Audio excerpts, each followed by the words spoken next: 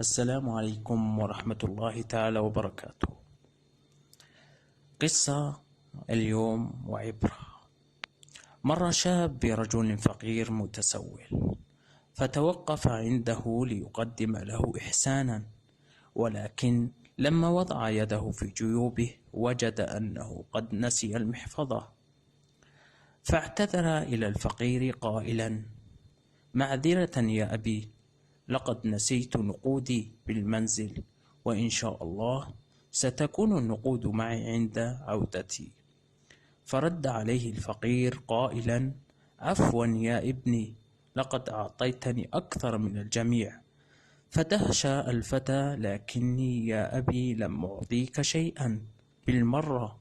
فقال له: أنك حين اعتذرت لي قلت لي يا أبي، وهذه الكلمة لم أسمعها من أحد وهي أغلى كلمة عندي.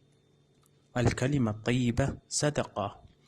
العبرة ليس بتقديم أشياء ثمينة أو مادية، قد نتصدق بكلمة طيبة تكون في نفوس الناس أغلى من كل شيء. لتكن كلمتك طيبة، وليكن وجهك بسطا، تكن أحب إلى الناس من يعطيهم العطاء. الكلمة الطيبة هي أجمل الهدايا وأقلها سعرا. اترك خلفك كل أثر جميل.